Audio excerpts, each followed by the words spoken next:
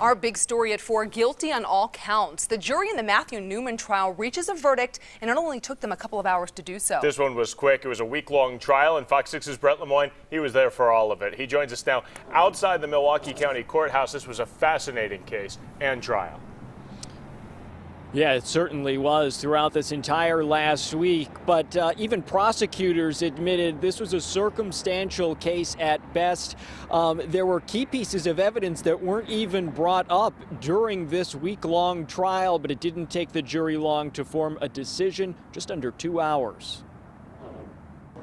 44-year-old Matthew Neumann looks behind in court to a life before he became a convicted murderer. We, the jury, find the defendant, Matthew Neumann, guilty of first-degree reckless homicide. The week-long trial wrapping up with convictions. The jury finds Neumann guilty of 2 counts of homicide and 2 counts of hiding a corpse.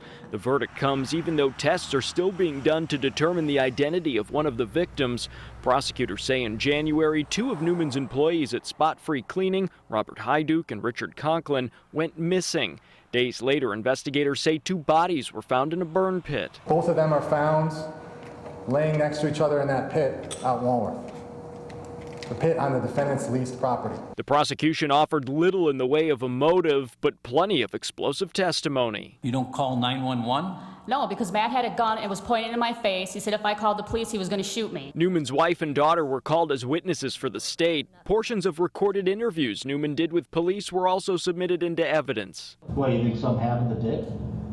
Well, that's what we're trying to ascertain. No murder weapon was presented to the jury, and prosecutors even changed the location of where the murders happened in court records on the last day of the trial. Still, DNA and cell phone records helped seal this case, including video showing Neumann near his burning truck and receipts showing he purchased lighter fluid and charcoal used in the burn pit where the bodies were discovered. We don't have a cause of death. We don't have, honestly, even a death certificate for him. Why is this? Because we can't prove that in fact he's dead or that he was shot.